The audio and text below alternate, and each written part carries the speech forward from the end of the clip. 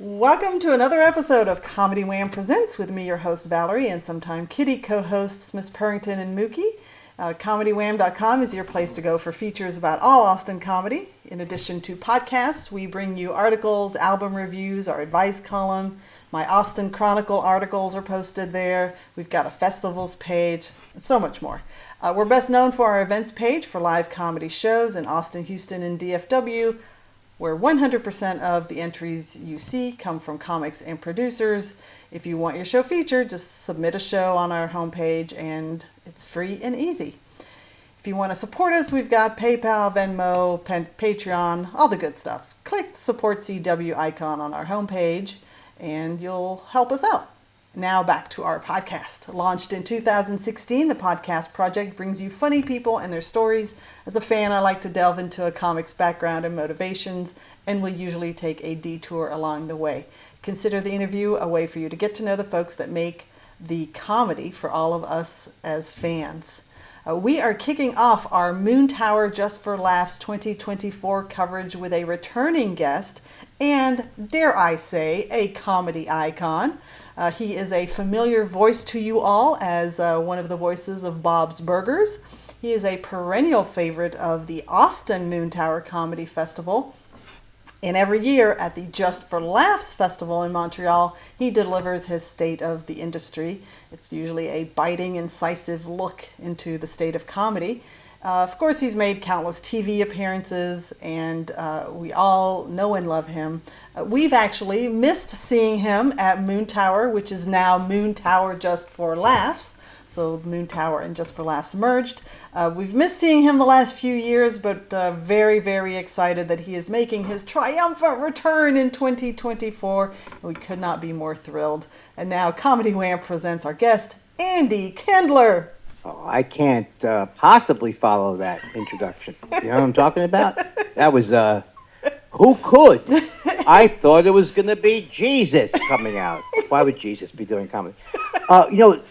From your introduction, I can say that we can change a couple of one detail. Yeah. I no longer give the speech, but everything that you introduced has to do with the pandemic. Is why you haven't seen me. So in other words, like when the pandemic started, I did not go anywhere until I went back east just recently for my brother's 70th birthday, and that's the only time. So I haven't done gigs. I have done nothing. And in fact, I'm trying to think. One year I did a hologram thing for Just for Laughs. It was really fun. Wow. It was at Howie Mandel's studio. Huh. And I never thought I would say I was at Howie Mandel's studio. And so, and he was fun. And it was really fun. So I delivered this as and supposedly the first hologram concert like that. Who knows? Yeah. But I don't think it was the first. But, I was making jokes like, because Tupac had been a hologram. So right. I was calling myself Jupac and that kind of thing. So it's online. And it's really fun to look at. Bob Odenkirk introduces me. Oh my gosh. So, but then the next year, but I wasn't in, the thing that was great was I wasn't in Montreal. That was the thing that was so great about it. I was in LA. I thought we were starting a new thing. Yeah. Right? But then the next year, they asked me, I forgot what happened, but they wanted to pass the torch, something. Like pass, as if that, I've talked to my manager Bruce about this. It's like, first of all, Bruce Smith came up with the idea of State of the Industry. He's the one who came up with the name. Wow. State of the Industry. But we weren't sure if it was something that you'd pass off, like, the annual, I'm trying to think of something else that would be, you could pass off. I guess you could pass it off. But anyway, they tried it. That was last year. I don't know what they're going to do this year, but I don't think it. But I'm done. I'm done in that role, and probably done for the rest of my life, flying up. Like when I used to, like Montreal, I had to spend many, many, many years, negotiating to get a decent. To get a wait, who's sponsoring this? Just for Laughs? Okay, forget that. That's good. So.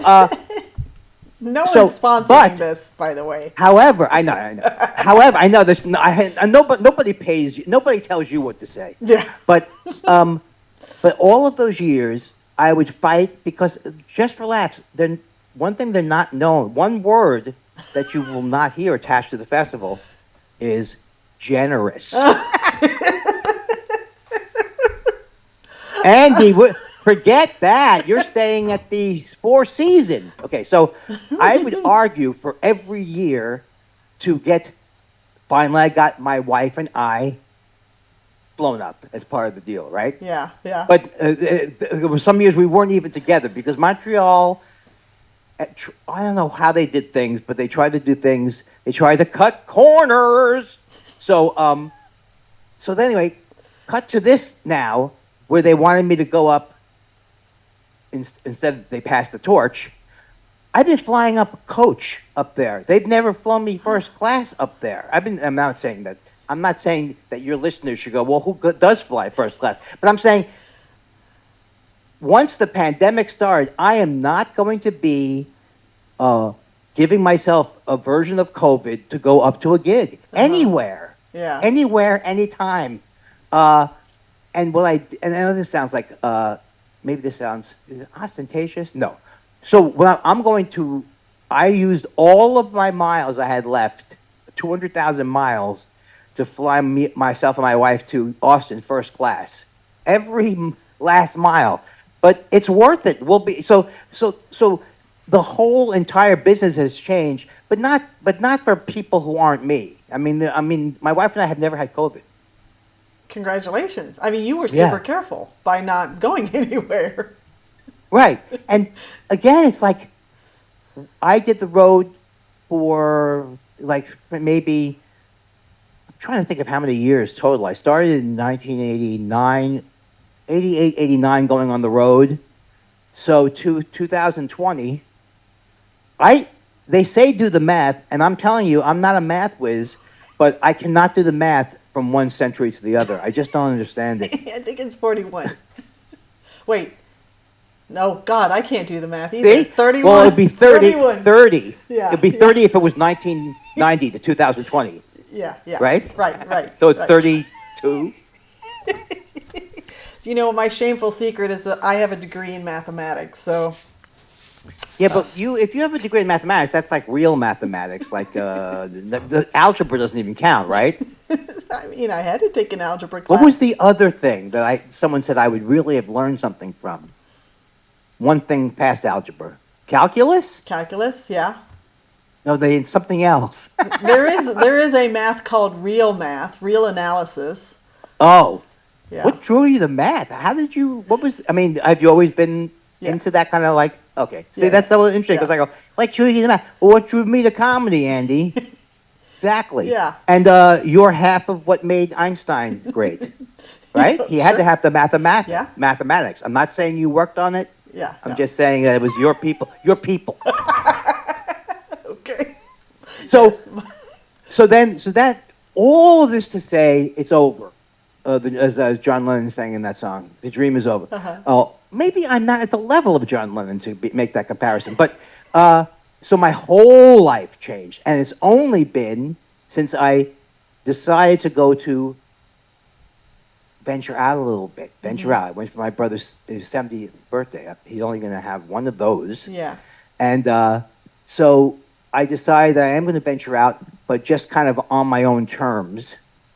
And we'll see where it goes. Yeah. So when is that trip? What's that trip? To Austin. No, your. Oh, that was brothers. that was the first time. My wife and I both caught a cold, and this is what we think happened. We took about 75 COVID tests because this cold was like it's still going on, monstrous cold. And then my wife figured out, and we figured out because we have no immunity, we haven't been around people, so we got a cold like the first cold you could ever catch. Sure. Kind of. Yeah. So yeah, we got that, but it's weird because they're now going to say that it's going to be more like a yearly flu thing. I mean, I'll take a booster every time they have it. I'll take 2 of them, one at home. But it's still frightening. It's still frightening, and I guess it will get less so. But the other thing is that I don't miss don't miss traveling that much after all those years. Yeah. Were you a road warrior? Did Well, you not really. I think I've exaggerated now. I made people think that I was like, wow, for 32 years, this guy was, wow.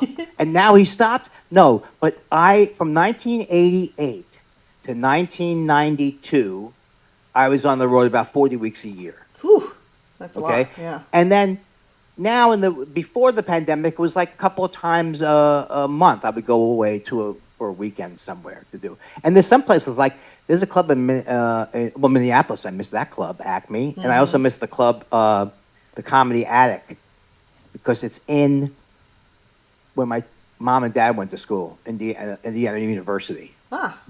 Oh, So wow. it's like I visited there when it was very exciting. So I absolutely do miss that part of traveling. Yeah. But I have severe OCD. Well, I don't know why I say severe. It's all cases of OCD is severe. But so, and what I found what I was doing was I would be packing. It just happened even when we went to New York.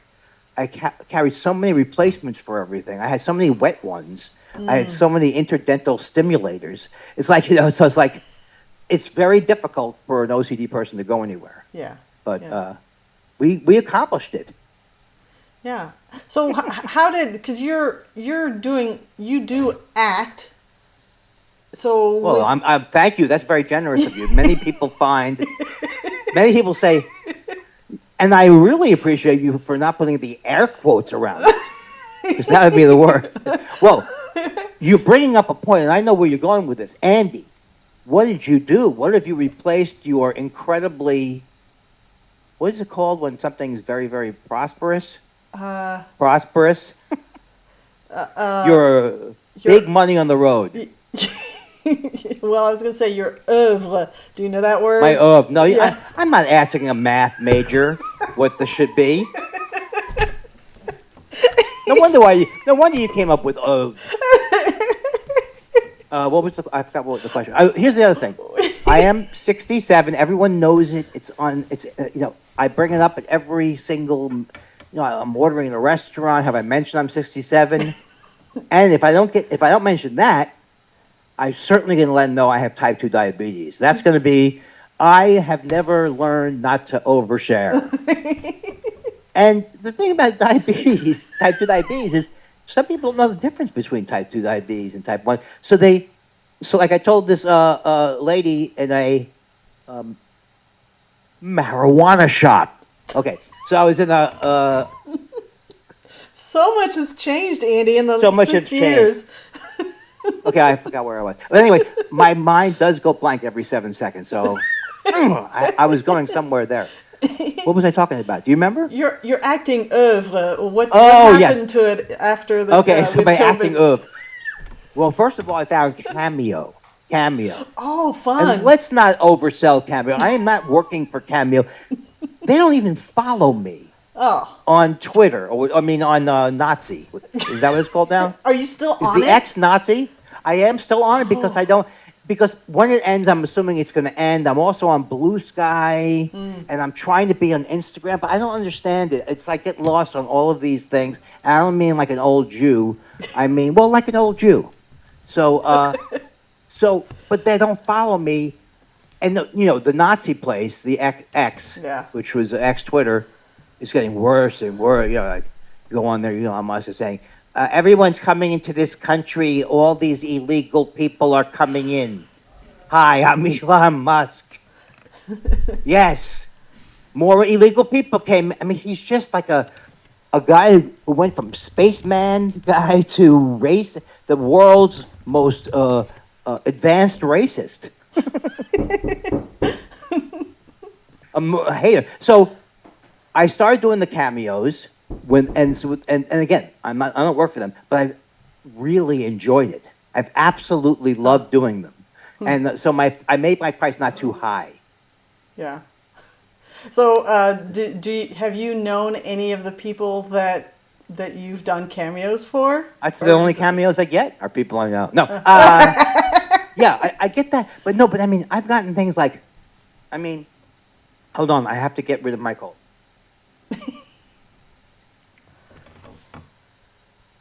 I ran to the other part of the room. I Okay. saw that. That's very fast. I don't want to. I don't want to do a commercial for Mucinex. my, my wife is going to be here because she lives in the same house as I do, but she's not going to be near the camera or the goings on. It was funny because my son was just knocking on the door, and I just wrote him, "You're gonna love this." I wrote VIP interview happening. Do not disturb. That's great. So no, but the thing I wanted to say was that the sometimes it's been the worst experience of my life on a couple of occasions, but generally it's been a great experience because you really can make people happy sometimes. They for that moment or whatever. So but one time I had to do a cameo for my brother's. He wanted me to do it for someone in business, and I just started sweating, and I got called him a day later. I can't do it. So, and then the other thing that happened was, well, it was always happening, but I'd be getting enough Bob's Burgers, to be able to, and with my $30 residuals from Raymond to push it over the finish line. Yeah. So since Bob's Burgers is animated, were you able to stay at home to record, or did you have to go into? They were more. They were like super careful. So the first couple of times, we did have a home. I had not a home studio, but they had you do it from home. And I got this. This is a good microphone that I use for my own podcast. Wow. Very exciting. I don't know what is wrong with me, but maybe you'll figure it out by the end of this. So, but then now Bob's Burgers has a place in Burbank that is a magical fantasy land. You go in there. There's a green room you get to sit in for your voiceover. I'm in a green room. In other words, it's not like a usual audition where you stand on the fire. Not audition. Session where you stand on the fire escape. So they have, and then they have a whole room with all the Bob's Burger memorabilia. So going in there is a pure dream, and they have every precaution going. They've got they still are pretty. I basically wear a mask when I'm in supermarkets anywhere. I wear masks still. Is this the Mask Show? I'm Andy Kindler. And welcome to the Mask Show. Let's take some callers now. Andy, I don't believe in the vaccine. Did you ever think that there'd become a time in our lives when bad comics would almost destroy the world, like a guy like Jimmy Dore, who just was a bad comic? I don't even. Do you know Jimmy Dore? I'm familiar with him. I've never talked to him.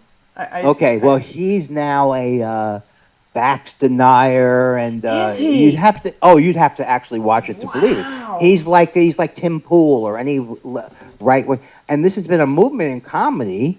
Then this is why it would be not fun to do the speech anymore, because the speech was becoming really it was becoming.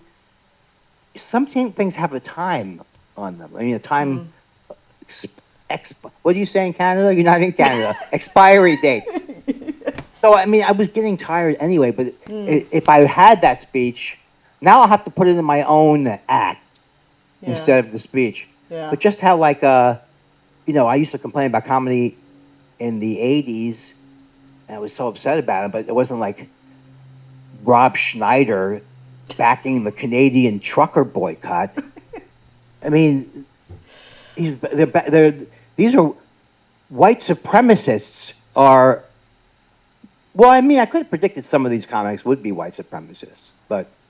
Well, I know for me, I've been surprised by some of them when they take a turn, and I'm like, really, that guy? I'm surprised when any of them take a turn. I always think if you're a comedian, you really shouldn't even be doing.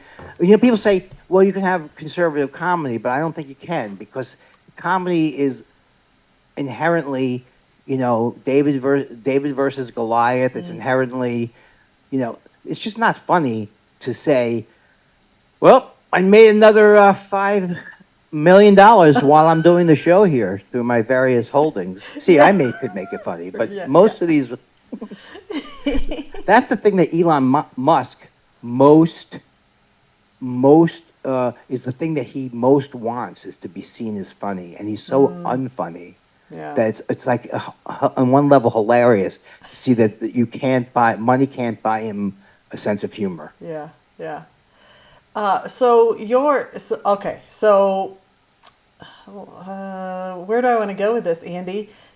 I kind of want to revisit some themes from Sure, whatever you want to do. from 6 years ago, but I also know that, and I don't know, I can edit this out, but one of the things that Bruce, who's been very, very kind to me over the years, and has arranged for me to talk to you back then, this time, is it wasn't just the COVID that was holding you back from coming back to Moontower. You had strong opinions about the politics of Texas and where we were going. And if that's an off base comment, then it's Well, but the thing is, like going to Austin was always a great, like oasis in the Texas sure, desert, yeah, right? yeah, But now you've got Joe Rogan with his mothership show. I mean, it's like, to me, again, Joe Rogan's a guy again who, like, when he was in the '80s, you go, okay, well, it's not funny, but it's no one's getting hurt. Well, now people are getting hurt. He spread that rumor. He admitted to spreading the rumor that trans kids were in little furry boxes, or it's pure. And someone pointed out to me the other day that he, unlike Jimmy Dore, who is just a grifter, who's just basically, when Seth Rich got killed, he was reporting on that it's some kind of conspiracy. That other than he's just, and maybe that is the worst, is that Jimmy Dore knows that he's ripping people off, maybe, or he knows that he's being a grifter. But who else were we just talking about? Rogan? Was that Joe Rogan? Yeah, Rogan. Thank you. This is where it goes back. But Joe Rogan, they say, well, he really believes these. Well, I don't believe that's not a good excuse either, because he doesn't really believe. In other words, the fact that he didn't get into this because he knew that's where the money was, which is sad to even say. Russell Brand, all of the Russell Brand is like and you might not even be aware of this if you're not on not just Twitter but ex-Twitter, but like a lot of people don't even know that Russell Brand even says crazy things now. They only remember him from Get Me to the Greek or whatever. Yeah, yeah. But and then the people like Adam Carolla, who have always been terrible. I was railing against them in the speech. Yeah. So in a certain sense, if you want me to, if I'm going to be a comedian, just social justice warrior, I've been doing it my whole career in a way, whole career. But when when I've been doing it about Leno, there was no harm in it. It was it really was kind of like, okay, I don't like the guy, but this isn't good versus evil. Now it really is good versus evil. Yeah. And so, I think it's depressing to me to find out that Austin has the mothership. That, boy, you can't stop people from moving into Austin. No, it's radically changed the scene outside of Moontower, and the first. Has it changed politics? The politics, or not? I would think it wouldn't change the politics of the people who, unless it's just bringing in all these different new. Well, now it's more of a mix. Like there's no guarantee that if you go talk to a comic that they're going to be more like the old hippie Austin comedy scene, or a more conservative, and for them the end all be all is performing at the mothership. Yes. And being first of all, I'm sorry. And being on Kill Tony, which has, Kill Tony had a huge presence when it was in LA, and it seems to have gotten an even bigger presence and like reputation for making or breaking a career, a comedy career, since it's moved to Austin. And I was just talking to somebody that, at the end of the day, you have to be realistic about your own comedy career. You're putting a lot of expectations on this 1 minute set, but you still have to put in the work the rest of the week, or the rest of the month and the year to be a performing and working comic. Yeah, but I don't even know. I mean, I'm maybe a little bit out of my depth. I did his show once a long time ago. I didn't even know what it was. Yeah. But back then, I mean, obviously, I know the guy has like a. I don't know what the show is. I haven't listened to the show. But is it like, I know that people go up there and they get slammed and they get. But I mean, nobody can see that as a. This is going to really. But they think that's going to replace Star Search, or it's going to replace Last Comic Standing. I don't think. Yeah, I don't think that's going to. Yeah, they put a lot of their hopes and dreams on this 1 minute set that they get to do in front of this massive audience, and that wants to hate them sometimes too, right? Yeah. I mean, it's part roast show. It's part open mic. It's it's it's a lot of things. But I don't want to focus on the negative. But I will say that along with Mothership and along with Mothership now, we're in Austin. Your clubs were Cap City Comedy Club and the Velveeta Room, and Cap came back, new location. They're not in the the grungy strip mall anymore. It's a very, very nice club now, and Velveeta Room is still going. But now within and I'm gonna throw some math at you, Andy. Be careful. In a 1 mile radius of the Mothership, you have 10 comedy venues. Really? So it's like but is it the same kind of comedy, or no? Because you'll have everything's different. You have the Velve, you have the Creek in the Cave, you have the small black box theaters, Fallout Theater. That sounds good. Yeah, so it's kind of like, all right, we're really not the live music capital of the world. We're turning into the live comedy capital of the world, because in this small amount of space, you could see comedy of all stripes. And yes. And from that perspective, I think it's been good, because now audiences who appreciate comedy, they can see Mothership, they can see Velveeta Room, they can go to a theater show, sketch, improv. Right. So from that perspective, it's been good for Austin audiences. But there was definitely a couple of years where you had old Austin comedy with new Austin comedy kind of butting heads, and now it's gotten to a point where, okay, we can learn to live harmoniously with each other, and there's so much stage time for them. Right, but the thing is that I'm not really. That's the thing. Since I dropped off the road, I really am not in touch with the day-to-day life of comedy, what's happening. All I know is like these things that I've been focusing on, for the last few years, about like Rogan and because they're also MAGA people. So, to me, I have no interest in. I don't even see myself in the same profession as those people in a way, and it seems like I don't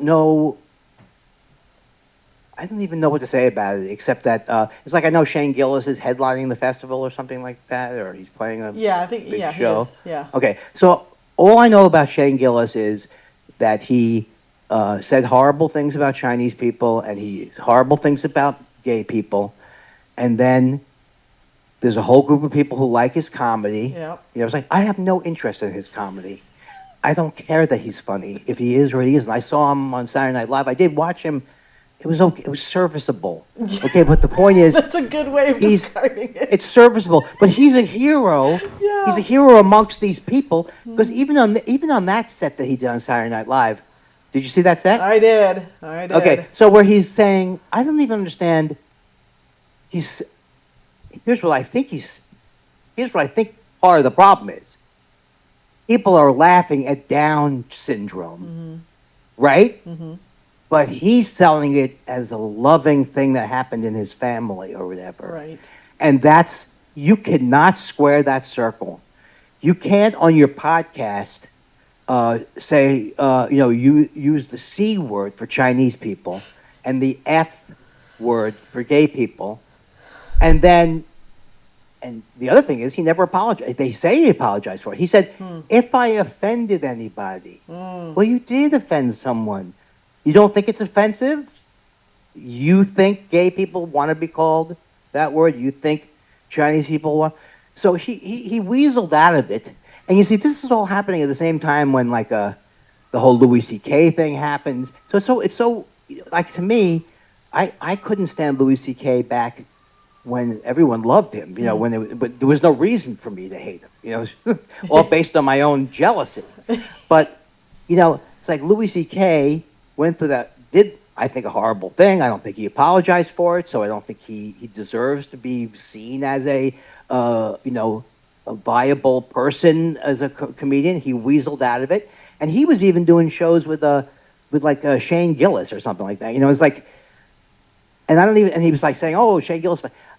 I don't know what exactly. Louis C.K. would not be at a Shane Gillis show if he hadn't gone. He wouldn't be at anybody's show. Because he was the king of the world. Yeah. Right. So it's like, it's just a weird thing because, and then the other thing which I talked a lot about, I think even in the hologram show, was Chappelle. Someone like Chappelle, who I thought was so hilarious. I used to love him. I mean, I was absolutely shocked by what's happening. But then it gets further and further. Like that Netflix, to me, it's kind of like, I used to make fun of these studios and everything, but now you see it in such stark relief. Netflix literally, we're not thinking from their taste. I mean, I used to see some, like Ted Sarandos used to go to festivals, so I used to think, oh, okay, maybe he knows what comedy is. But look what they did. They threw hundreds of millions of dollars at Dave Chappelle, hundreds of millions of dollars at Ricky Gervais. Yeah. So, as we're talking, I'm reminded now, Ricky Gervais is also part of this whole thing. That, like, to me, if I was at a festival where Ricky Gervais was, I would not want to see him at the festival. Yeah. Which is different than if I was making fun of Carrot Top, and it's like, well, it's all in good fun. It's just we're fooling around. Yeah. So I don't know. It's so weird though. To me, I don't know how that plays out in terms of a comedy scene, especially in Austin. The music was kind of homegrown there, right? Mm-hmm. The original music scene. Yeah, it was. But the comedy scene has a history there, alternative comedy scene, through the Velveeta Room. Yeah. And Austin Stories. Remember Austin Stories? Yeah. Yeah. Matt Bearden. So have you been doing stand-up comedy since you've... I just started doing it. I did it a year into it. I did a thing that for Just for Laughs that was filmed at Igby's or whatever it was. Not Igby's. Oh my God, I'm losing my mind. You know what? I keep blocking the name of this club because the name annoys me. Dynasty Typewriter. Oh yeah. I don't like that name. Oh, I don't like it. I think it's like, if you wanted to say, what would I come up with? It's not so much pretentious. Maybe he's just trying too hard. But they have incredible shows. Right. I'm not saying anything against that. I'm not saying anything. But I'm not bringing them into my Ricky Gervais argument. But I'll give you 5 seconds where you can now defend Dynasty Typewriter as a name. Go. Hey, well, first of all, do you like it? I think it's kind of cute. Okay, well then that's it. That's enough of a defense. I mean, you got whatever comedy club, you got Acme. I mean, that's clever because it makes you think of all Well, then the yeah, pratfalls of right. Looney Tunes and Dynasty typewriters. Like, what is that? That's intriguing. Oh, it's Well, you could comedy. think. Well, you think of dynasty, like something's a dynasty, right? Yeah, This is yeah, a dynasty, and then you yeah, can think it's a typewriter. So yeah. there is a joke there, typewriter dynasty, and I will admit, it's way better than the clubs that were all based on giggles and kerfuffles, and Now, if there's a comedy club that has kerfuffle in it, I would also find that charming. yeah. But I used to go when I used to first play Texas. I used to play in Amarillo, and then the room was not fun. So I came up with a whole thing about what the name of my club would be in Texas, and it was like, "Come to the comedy trough." That's right. Come on back for one more helping at the comedy trough. And I was just thinking, I used to play that. You're not old enough to remember this, or would have known about it, because why would you care? But there was a club called Jollies in Amarillo, Oh, yeah, no. and it was so terrible. I mean, I had fun at the time, but not really. And then, but this joke I used to do. Okay, there's a restaurant called the Sirloin Stockade. Yep. Well Right. known. Yep. Okay, so here's me in Amarillo. The Sirloin Stockade. To me, meat prison. Meat prison, ladies and gentlemen. You know, though, that here's something that I will admit. As I've gotten older, like I have this podcast called Thought Spiral that I do with my friend Josh, and Josh Elvis Weinstein, and I admit embarrassing things that happened to me earlier in my life. So I will admit here, I don't know if I've admitted it elsewhere, I used to do a joke that said, "Don't mess with Texas." Like I'm going to start with Texas. Oh, yeah. So I turned it as that. I did not even get that the mess was related to litter. That it was don't mess litter-wise with Texas. I mean, it is, right? Isn't that what it kind of is? I just thought it was like, I thought they were saying, hey, don't you drop any cups here, kick your ass, Yankee, whatever it was. So I think it's funny that I got laughs because the joke was, but I never actually understood it. Yeah. So I think that's kind of like, I used to always say I'd seen foreign movies when I hadn't seen them. I used to lie a lot, and then in fact, my lying has continued on to even today. Oh. I'm trying to change it in the last few months, but if for my whole life I used to say I walk. Okay, right. So I was saying I walk 4 miles a day. 4 miles a day. That meant I walked 3 miles a day. I would always exaggerate, bump up. I mean, I think I've done that with the 87 to 92.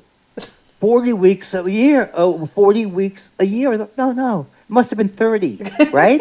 If you And I'm not going to fact check you. No, but it's so funny because like there's people like Bob Dylan who spent their whole life creating these amazing fake stories that were like to deflect people asking things. I don't know where I'm going with that, but Okay, so you've started back at stand up at venues with catchy names, and no. Permanent Records Outlet is my favorite. I started back out here. It's an outdoor venue. This is where I was hoping it was going to go. I thought this was going to go that way. Remember when they had drive-in movies got popular for 3 or 4 days? Yes, Didn't you want that to continue? drive-in specials. I have two. Yeah. two- So, yeah. but I have just started going indoors now. What I was going to do was I had made a plan to record an album in Austin. That was my goal. And I don't want to say like I'm Ralph Cramden, but with my crazy ideas. But I thought, it'd be easy. Well, I made and I'm not someone who likes to plug their stuff except every second. But I did this album called Hence the Humor. Uh-huh. Uh, it's available as a digital download, and I love it. It's my favorite thing I've done. Um, and I released it during the pandemic because I recorded it like in 2015 at the UCB, and I wanted it to be an album then, no visuals. Mm-hmm. I just sat on it because of the OCD and all the stuff. And then when the pandemic hit, I said to myself, I don't want to put a physical album out anymore. I don't want to be in the back of a club with someone's diseased vinyl, some. I don't mean disease, but cold-ridden, COVID-ridden thing. So I put it out as a digital so that encouraged me to put it out as a digital download, and I was really proud of it. Mm-hmm. And so I was going to come back in April and do another album. But I realized it's just a ridiculous thing. If you haven't been playing in the clubs for a long time, you can't just say in 4 months. I mean, if I was a person who was prolific, sure. Yeah. But coming up with a whole set. So now there's no pressure for me when I come back into Austin. I'm going to be working on new stuff. Yeah. So, But so you're in your mind though. Your goal is you're going to record a new album. Right, but just not pressurized Yeah. to do it. It was just a kind of because someone who listens to the podcast had mentioned in one of because we do like questions, and they mentioned like something like, let me get this straight. Andy's hasn't done stand up for 7 years. He's going to take 4 months and then do it maybe in a hostile territory in Texas. And I just want to make sure I thank him on the show for that was exactly right. When I first heard it, I was like, oh, yes. But no, the problem is that if you don't have a goal, it's like you have to have a goal. Mm-hmm. I know it's like life 101. Yeah, yeah. But one good thing about getting older, well, maybe there's many good things. There's the limping. There's the constant looking up of new conditions. Yes. And so much more. And so much more. What was I saying? The blank thing. It's nervousness too. It's anxiety. I shouldn't be anxious on a podcast like this. No. I shouldn't be anxious in front of you. But see, like my therapist cannot This is not. I told her to do this, but she's had to write down. And she'll write a word of what I was. And said she'll give me the word. What was I talking about? Wait, she'll ask that, or what? You want me to tell you Yeah, what you were talking about? what was I just talking about? Oh, what you were just talking about your how your. So I asked you. You're returning to stand up, and then you talked about what your goal had been was to come back, work hard for 4 months, record your album in Austin, and then you backed off. Did I do good? Did I do good? Did I? Right. You have to have a goal. You did it. You did it. You did it. Because the problem is, once I forget what I said, then remembering it, I go, it's not that great. So the point is, I believe I'm 60. I'm 67. So everyone knows, but I still think my goal is to make an album. Mm-hmm. It isn't to now people. I think the great thing about getting older is I really don't have the crazy envy, jealousy, ambition gene anymore. Yeah. Which I had when I was younger. But it's just like anything else. It doesn't mean you want to stop doing things. It just means but if I don't have that goal, if I go, okay, I'm not going to do it in Austin now, but also I'm just going to, take my time on it. I still have to have a goal. I should say by the end of the year. Okay. So hopefully I'll have an album by the end of the year. Nice. Good tease. Can I share a magical moment with you? So, it was amazing to get to talk to you 6 years ago, and you were very, very open. And if we had another hour or two, I'm sure you would be again about mental health and the importance of managing your mental health. But later that night, I got to watch you and Tig Notaro on stage at the Paramount Theater, and the amount of fun that you were having, and I remember you chasing her around the stage. There was a moment where you were literally chasing her around the stage, and I thought, isn't that the dream? That you break all conventions. You're not just stuck standing in front of a mic. You are just living your best life, to use a borrowed and tired phrase, but just having fun on stage. Yeah, I mean, the thing is, as soon as you said that, it brings up all the memories of like when I first saw Tig.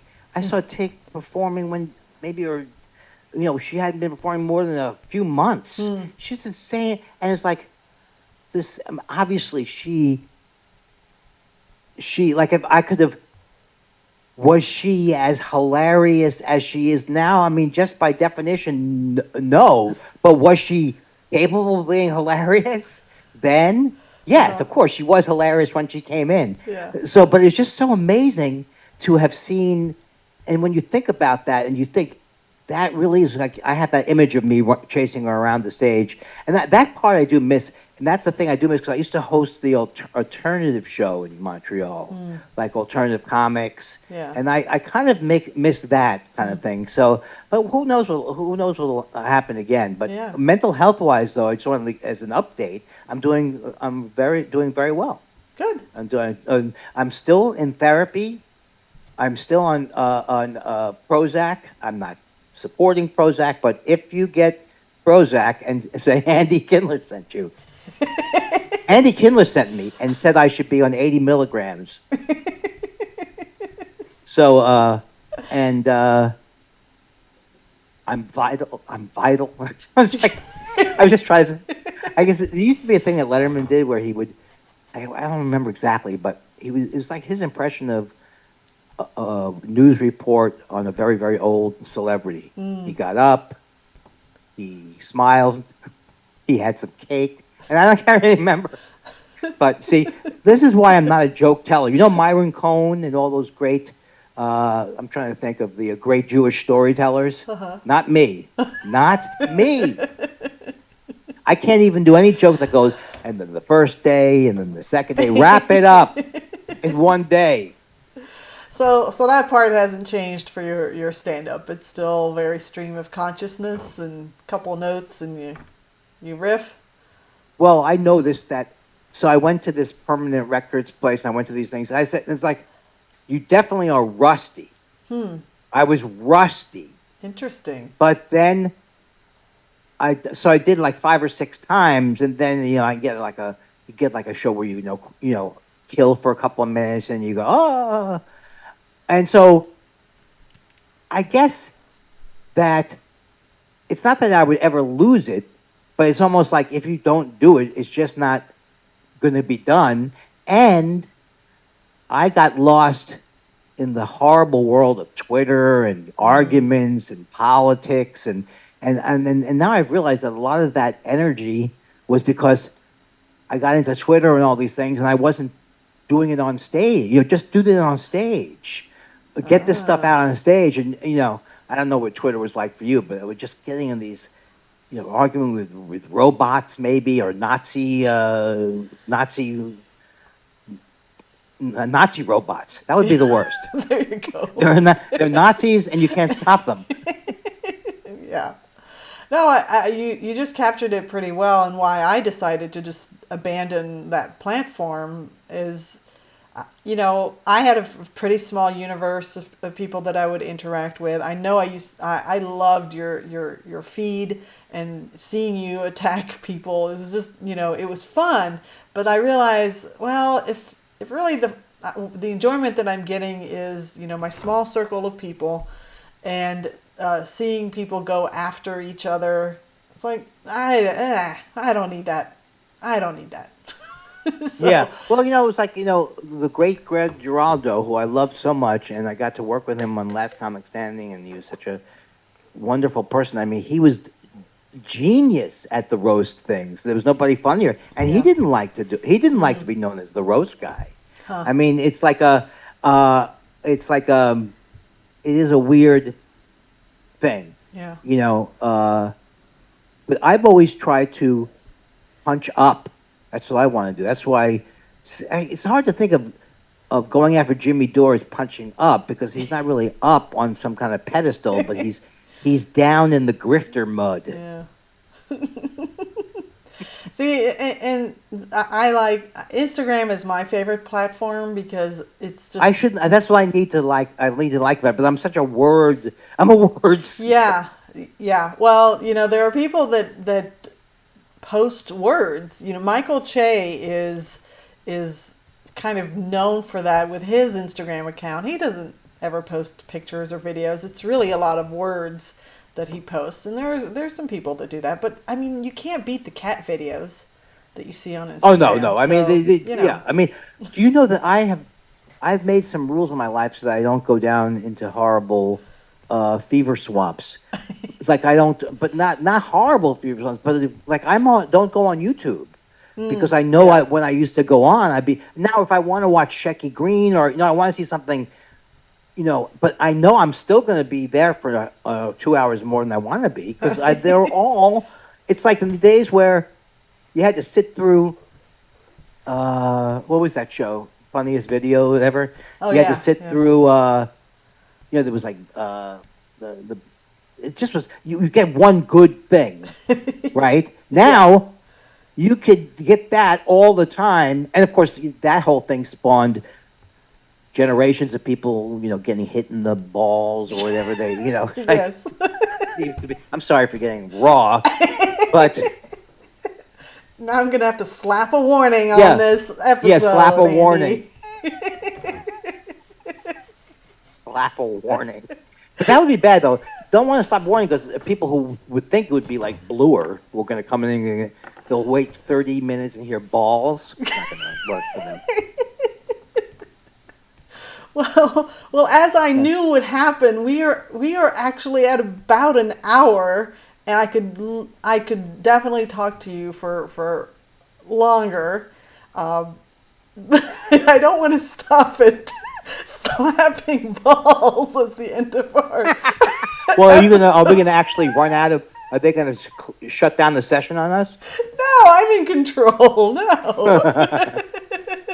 So you can't have slashing balls. Well, I didn't say slashing balls. That's slapping. Even worse. That would be disturbing. Yes. No. Yes. But it's so weird. So weird. I love true crime, and it is amazing that I do love it. And then my wife comes over and she looks. It's like we look at the things I'm watching. I would be taken to a prison if I was. You know what I'm saying? It's like, why is he watching all of these different things? And I've come up with a lot of good Dateline material, so that's good. Oh, well, that's great. Have you watched American Nightmare? Yes, we did. Okay. Well, I say the wife. Okay. Me and the wife, we loved it. So I just started watching it, but I listened to the original podcast episode that came out with that story, and it really stuck in me, and I just now decided, because some friends of mine talked about it, and I'm like, I want to watch the documentary version of this. So I'm only one episode. I loved it, and I want to hear. Do you think I could still appreciate the podcast? Yes, the podcast is called Criminal. Phoebe Judge. Oh, Criminal is the greatest. It's the best. She's my hero. She's amazing. This is Phoebe. Yeah. Yes. I like when she goes. This is Phoebe. Yes.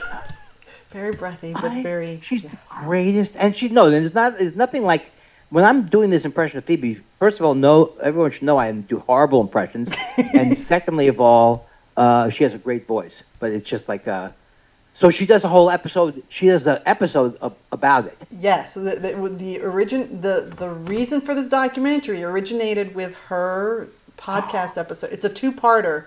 I never heard it. Can you believe it? How is it possible? It's so I will good. listen to that. Yeah, it would be criminal for me not. You know what, ladies and gentlemen? They say puns are bad. They say bad comedy is bad. They say wordplay isn't really play. They say board games are boring. See, this is what happens. I'm on a riff, and I'm on a riff, but then my mind will go blank. See, it doesn't matter because I'm just on a nonsense bit. Yeah. When I start when I'm on a story like, you have to have your dream. What was my shtick? You have to have you have to have something to do. That's right. A to-do list. Yeah. This is not going to work as a self-help book, but maybe this podcast will take off with me and you. Maybe. So we are recording in early March. So as far as I know, you don't know what shows you're going to be performing on at Moontower. When is it? It is in April. It is. Hold on, while I look at my calendar. If there's 2 weekends, I'm on the second weekend. Yeah, you're on what they are now calling the club weekend. Yes. So it's 2 weeks of headliners, but then the last weekend is all of the, the old school Moontower club style. Right. Okay. So yeah, that's where I'm going to be, and I may do one long show. Ooh. And but otherwise, I was like saying, there's nothing. The only thing I could plug is the time period. I'll be there. Is it the 17th or something? What is it? Yeah, that sounds right. Yep, 17th through. I don't know if they're going to do programming on Sunday, the 21st. Sometimes they do. No, I go. Yeah, I go out on the Sunday. Nobody holds me over. I used to first go to Montreal years ago when I was so excited. My wife and I, we would stay after Montreal and like a day or two. Yeah. Well, Montreal's Have you lovely. been to Montreal? Oh, I love Montreal. Yeah, I've never been for the comedy festival. I just went for a vacation, and I loved that city. It's gorgeous. All the cobblestones where you can trip and fall and old Montreal restaurant Bonaparte. Ah. Now I can't go there because I have the type 2 diabetes. Oh man. Is that a better close? Yeah, that's a little bit better. Or balls. Crashing ball. It's not crashing balls, right? You said slapping, but you've now also said slashing. It sounds like an NPR dissection of blue comedy. I believe he said crashing balls. Check the tape. What did Check the tape. Check the gate. Well, Andy, is there anything else that you would like to promote? Let me see. Well, I would definitely. This sounds like. I love the way you're characterizing this interview. Well, Annie, is there anything else you'd like to go on a soapbox about? Yes, that too. I do want people to listen to my podcast because it's not just my podcast. It's Josh Elvis Weinstein's podcast, too. And I'm very proud of it. It's a difficult thing to do. Not what I do. I talk, and then Josh has to turn it into a podcast. That's the difficult part. But if anybody wants to hear my grudges, and a really more detailed description of all of my conditions. And that podcast, you've been doing it for a long time. Yes. Since the not since the pandemic. Before then. I knew about it before. Since I moved near Josh.